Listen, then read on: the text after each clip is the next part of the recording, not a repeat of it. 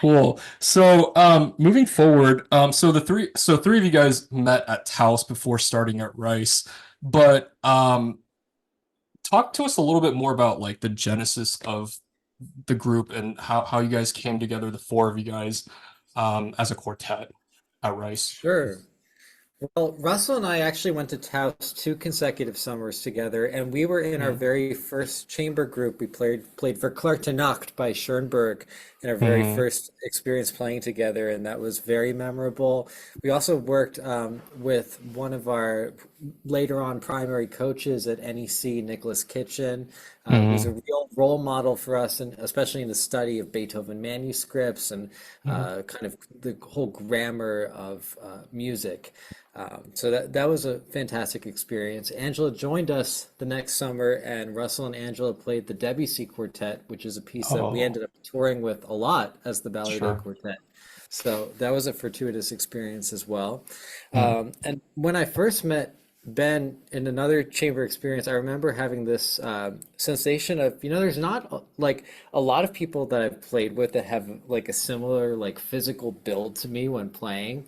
And sitting down playing inner voices with Ben, I felt like I was looking at a mirror of myself. We had With the very different, glasses. we had very different technique, but there was this, I remember this like instant bond of wow, I wanna play with this guy. Same with playing with Russell and the Verclair Tanacht and Angela. We had read at Taos, thanks to Antoine Ballardet's late night social activity. But we didn't actually play together until the very first notes of playing together at Rice when we sat down Mm-hmm. to read Opus 127 by Beethoven. And I Mm-hmm. remember just also being ecstatic that there was this feeling that the spirit of music making at Taos was going to last all school year. And little did we know that Mm-hmm. 6 years later, here we are doing the same thing 8, 9 hours a day together, which is awesome. Yeah. Yeah. Well, and so when you guys met at Rice as a group, was it for like a chamber music credit, or were you guys reading just for fun kind of thing? Yeah, sure. I mean, I feel like we kind of duped Angela into being in the group because it was supposed to be a school credit. She had stuff lined up, and we kind of, Hmm. am I right? Like it was supposed to be that we weren't gonna do a lot, that it was Yeah. gonna be like an easy like It was yeah, it hangout. was it was a let's hang out together. Let's hang Yeah. out and You Hmm. eat don't have beer to. and eat Yeah. pizza. Yeah. So it was supposed to be like, let's just hang out. But those Yeah. hangouts turned out to be like 4 hour sessions after like orchestra and like Oh yeah. doing kind of excessive amounts of rehearsing and just like Mm. figuring things out that Yeah. were kind of like seemingly probably a waste of time to the people around us, like our teachers and faculty. Because Russell and I went to Rice with the intention of like starting to take orchestra auditions. We were Mm. actually doing our second master's degree. I had been in New Mm. York. I did the orchestra program at MSM and hadn't taken really any auditions during that time. So I went to Rice, kind of living at home and thinking Hmm. like, oh, now I'm gonna get an orchestra job.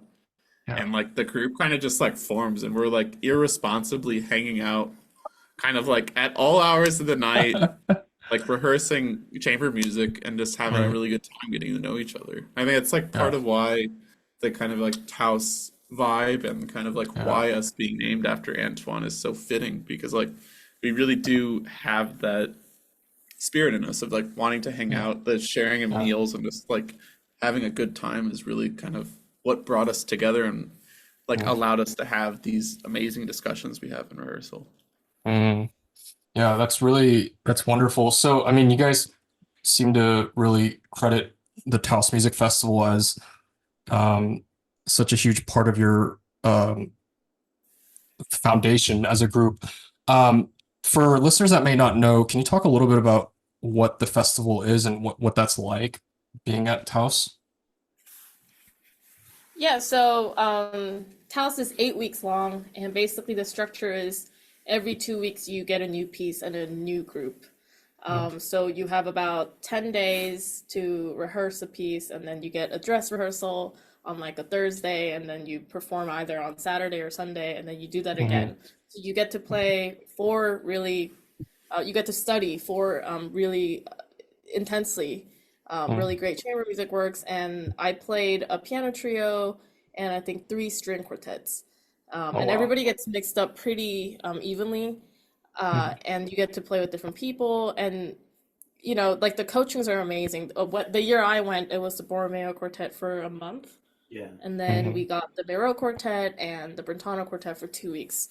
Right. So those guys just sit there and basically teach you how to rehearse. So the Mhm. coachings turn into like, they all have time and they all love chamber music and string Right, quartet. So right. they sit there just discussing how to read a quartet score, how they approach intonation, how they approach, bowings, how they approach harmony, like blah blah blah. And then Mhm. the meals there were incredible. Um, Mhm. Unfortunately, the chalet that used to be held at for maybe over 50, 60 years, Something like that. it got torn down last summer because the owner unfortunately passed away, and now Taos School of Music is going through a little bit of change. Mhm. But while we were there was awesome food. So we'd be waking up with like cowbells, and we'd like have breakfast, and then we'd go like practice for an hour, or every group does it Mhm. differently. Sure. Practice or like meet at 9 a.m. and then get a coaching at 11 a.m., lunch at 1 p.m., Mhm. chill for a little bit, more rehearsal, more food. And then by 10 p.m., everyone starts coming out to the dining room, to read, or to play some drinking games, to play some card games. Yeah, Yeah. and like Russell said, it was like 19 people. So you just get to know each other so well. Mhm. In a ski valley during the summer, no one's around. So we get driven to like the town, which is like half an hour away, like to do your laundry every 2 weeks, to Mhm. go like grocery shopping a little bit.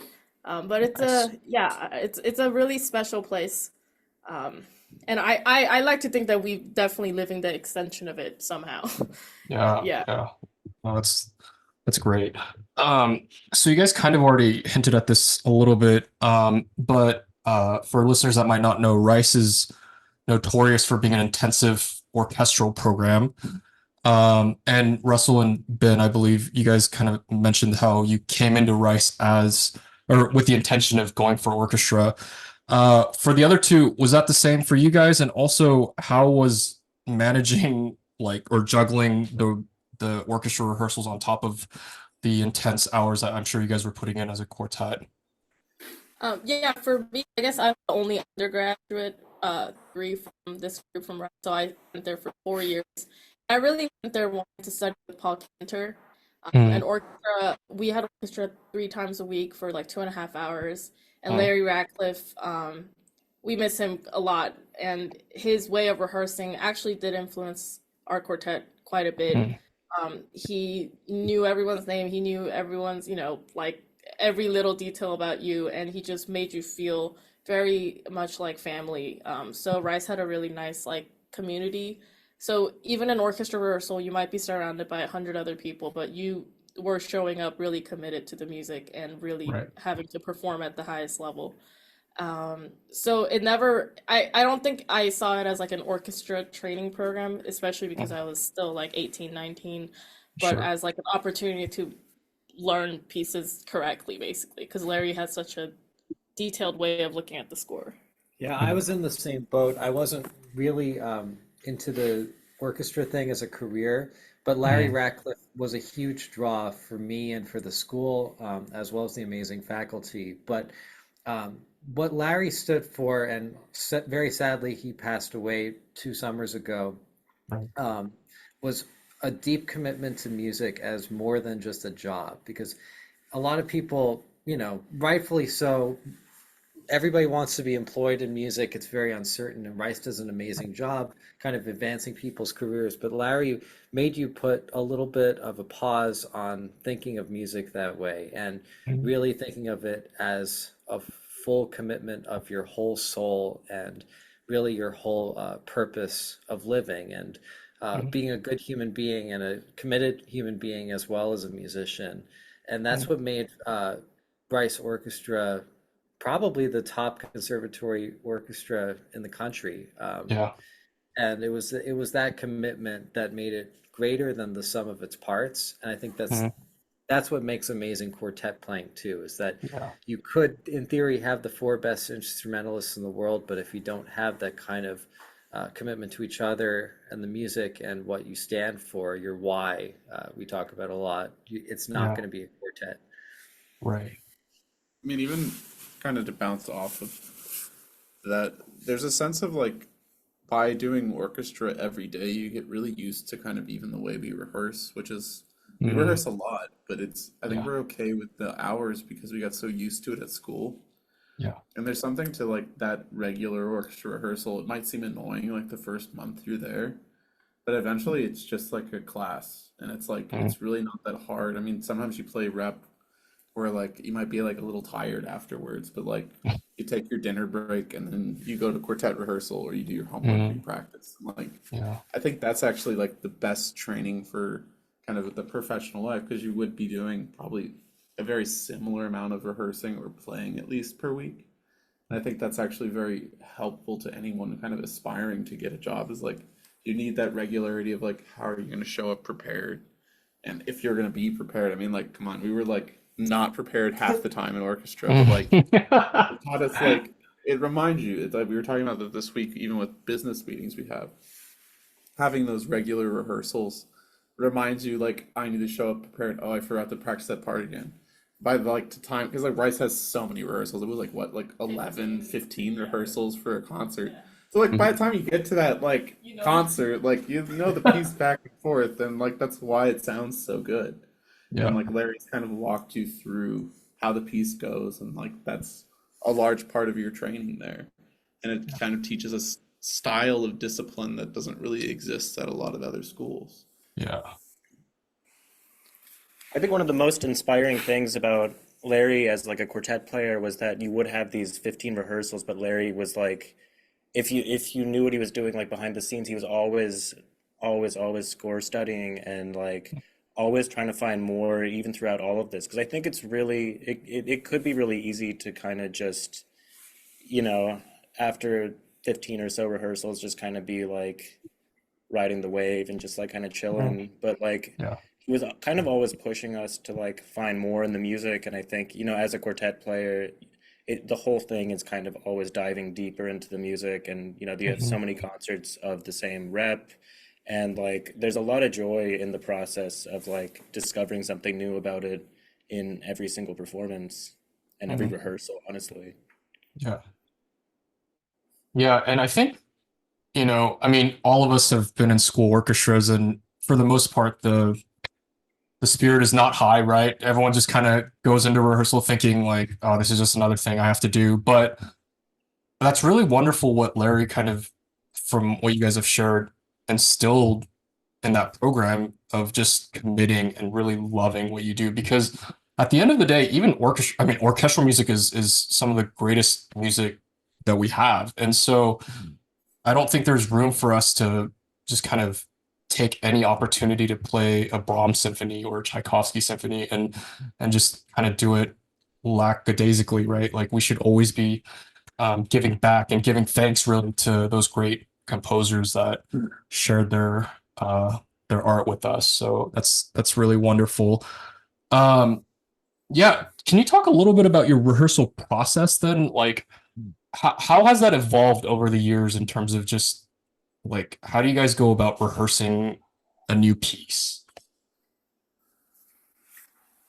I think one of the techniques that we started maybe like 3, 4 years ago, we don't do it as much anymore, but in the Mm, beginning, we did a lot of pair runs.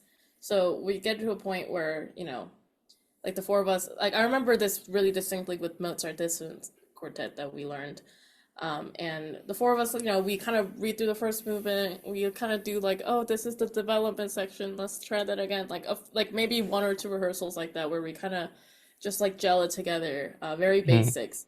And then once it feels like everybody kind of has a hang of their parts, of what they want to express, then we start doing pair runs of the movement. mm, So I played first on that piece. So like for example, Russell and I would run it through, mhm, and Justin and Ben would have their score out, and then they would listen and they would mark some stuff, mm. um, and Okay. then um, and then we would just do every pair possible. But it usually starts with the simple ones: outer voices, inner voices, and then the Mhm. fun ones. I think it's like the back row, front row. I really like those because Oh.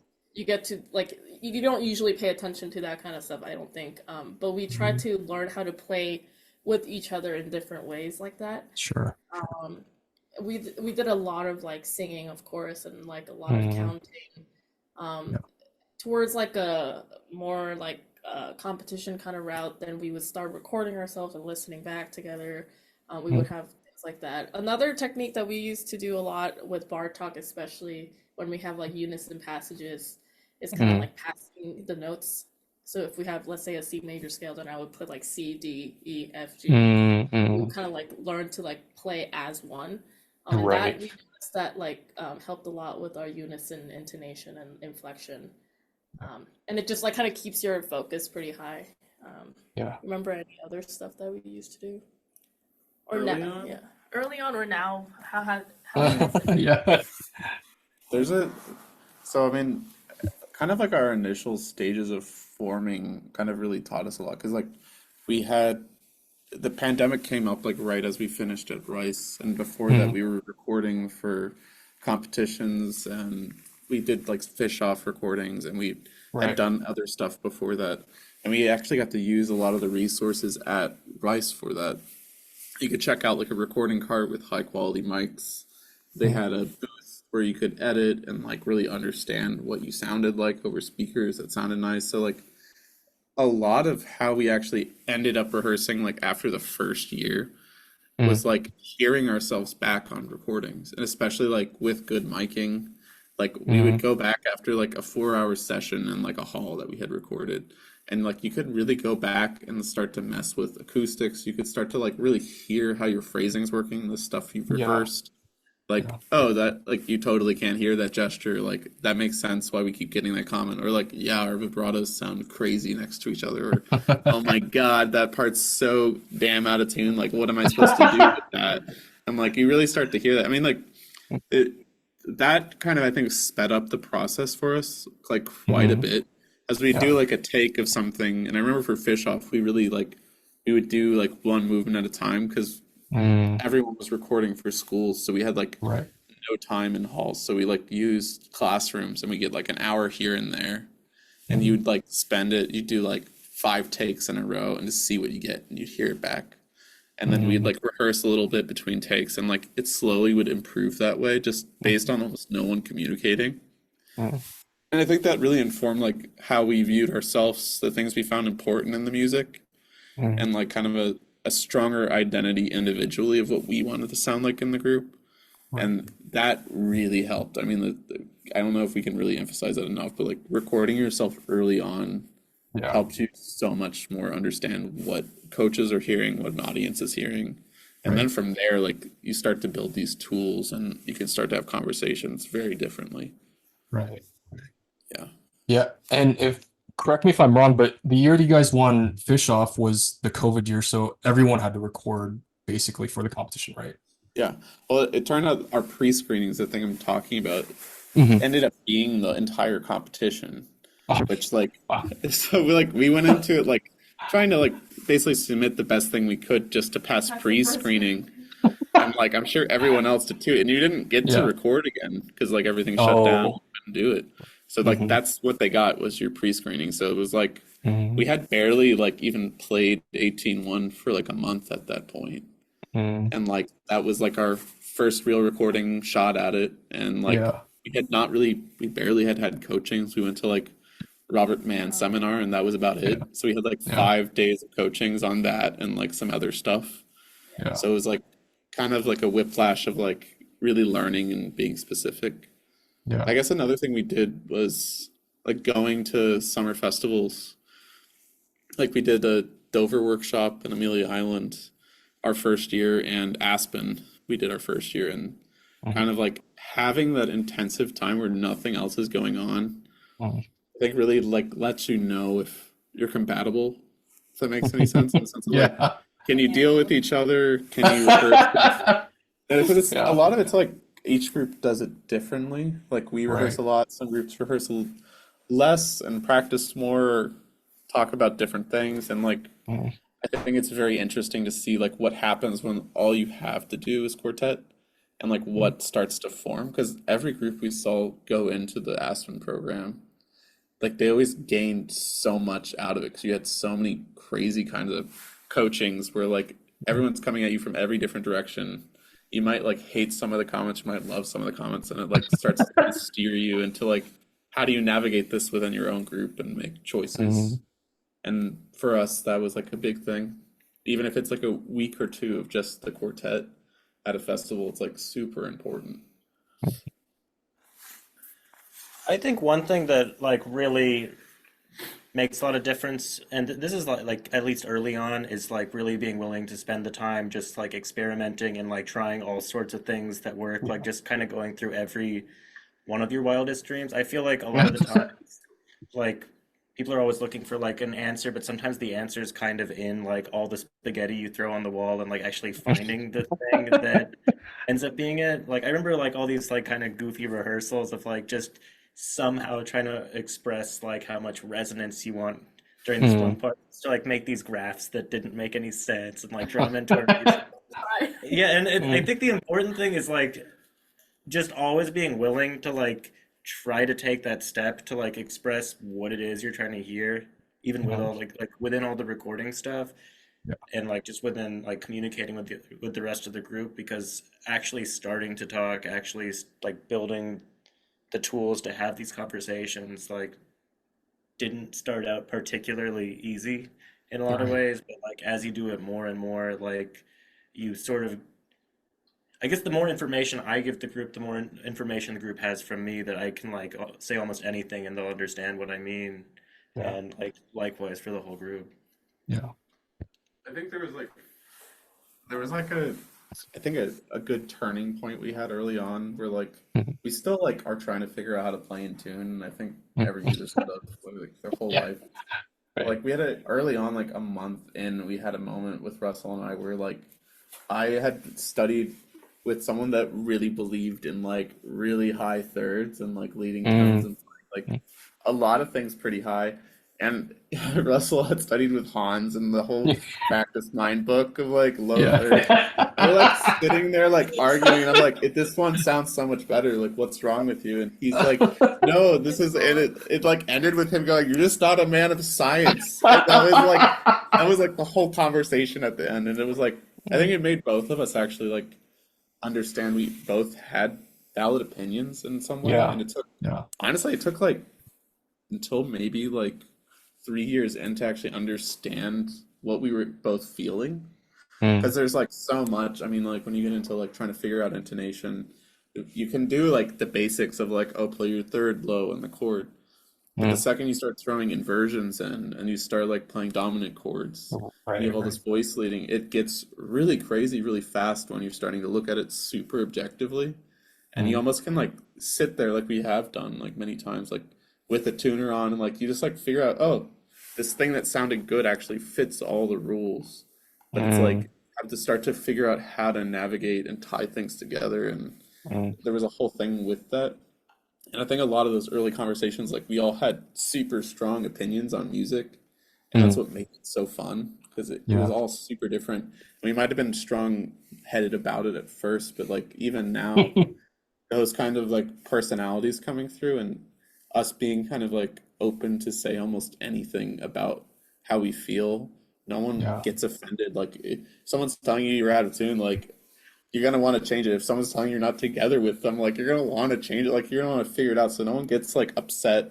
And there's always a Mhm. starting point of like, rather than talking about just you're out of tune, it's like how can we play more in tune together and Yeah. more musically the same gesture, or like how do we Yeah. count this pulse, and all these things start to get formed and understood just through like basic having said how you're feeling and why you played the way you play, and Mm. not getting like upset over it, but like having more Right. fun just like figuring out why, which is Mm. always fun. Yeah. Which I think is what he's talking about with like throwing everything at the wall. It's like, let's see how many ways we can play this tune or this chord like in tune, or how many gestures we can do that make this like hide and joke actually work. Or like Right. we did like a thing with like a Beethoven where we played like the first phrase of it like every way possible, dynamics and gesture and pulse. And Yeah. like at the end we were just like, oh, they all kind of work. Oh. And then, like, and then you're just like kind of screwed at that point because like Now now what? you know everything is fine. It's just Yeah. all like taste and like whatever the heck you want to do. Right.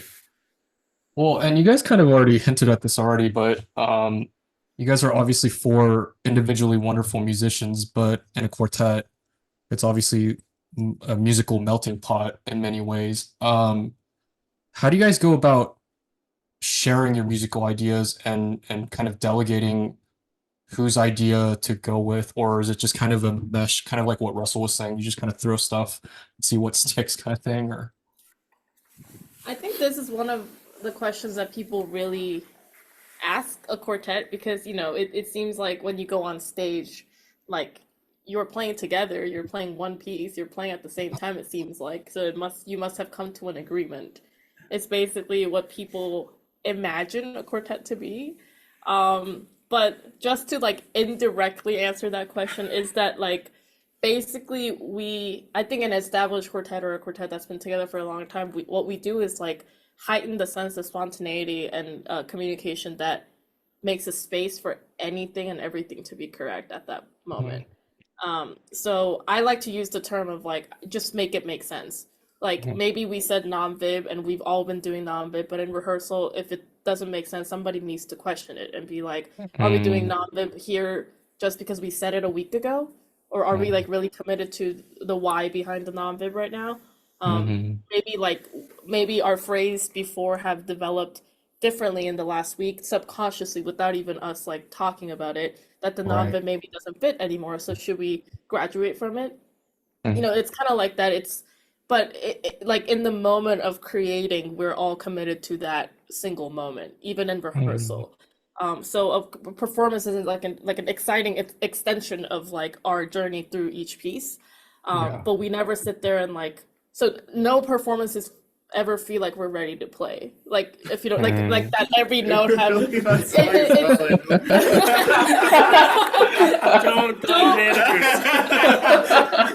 come to our concerts. No, you know, yeah, no, we did, like this is I think it's because we like basically think about every note and like how each note can and will affect the next, so that in the moment we are having to focus on the present, rather Mhm. than just doing tasks that are written all over the page.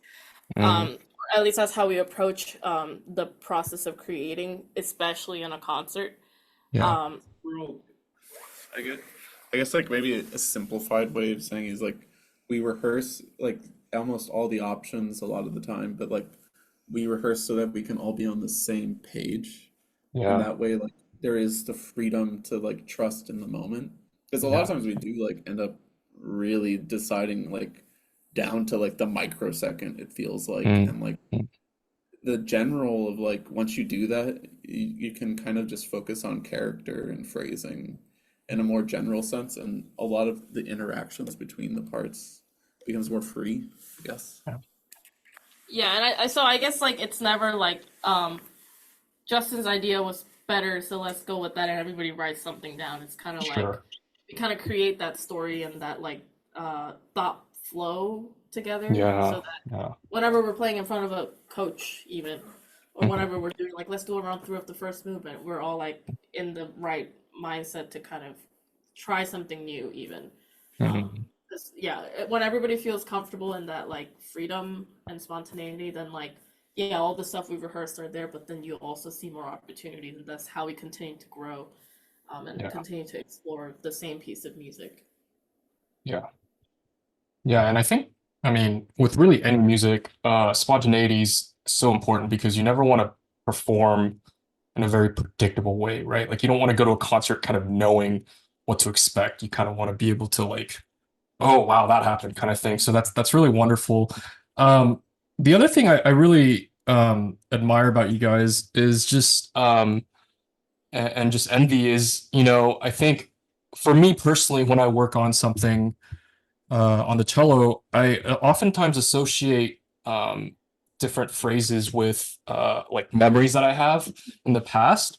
But for you guys, I think that's you guys should always, go on stage together, obviously. So like you have those memories with each other. So I'm sure that makes every performance, every phrase that much more special to be able to look over and just be like, hey, we had pizza last night, and just kind of be able to enjoy that together. So I really Yeah, I I mean, am I'm envy. I'm laughing because you make it sound so beautiful, but it's also like you're doing the same thing that I asked you not to do. You know what I mean? One thing that really gets me, at least, I don't know how much the others relate to this, but like when we bring back something after a long time of having not touched it, like really remembering like where each of us was at, in our personal lives, in our lives Mm, together, Little in habits that little come. habits that you had. I, yeah. I had like a really weird thing with like Bartok 4, the slow movement, where like every time they'd started, I just sit there and I wait and I just like remember like I just like re-see the three of them at like from like 6 months ago, a year ago, 5 years ago. It's like the weirdest thing. Yeah. But there's definitely like some like weird associative memory with that kind of thing. Mm, And I think that's always really fun too. Oh, yeah. One of the funniest experiences for us was this year we got to go back to Rice and play in Chamber Music Houston, which is mhm, the series that we had gone to all the concerts of as students. So it was kind of surreal. And the presenter requested that we play a piece by Carl Nielsen that we had played for the Nielsen competition in 2019. And aside mhm, from playing two movements once in Dallas, we hadn't touched the piece since playing it in Copenhagen in the finals. mhm. So it was kind of surreal to come back to that piece and play it like in the school where we learned it and realize that we were literally like different human beings in a lot of Yeah. ways. Like each of our playing had evolved so much that it was like unrecognizable. But then Right. at the same time, we actually did default to a lot of the same like kind of habits, even if it didn't like sound the same. It was that was kind of nuts, but it was really fun too. Mm, yeah. Thank you for sharing.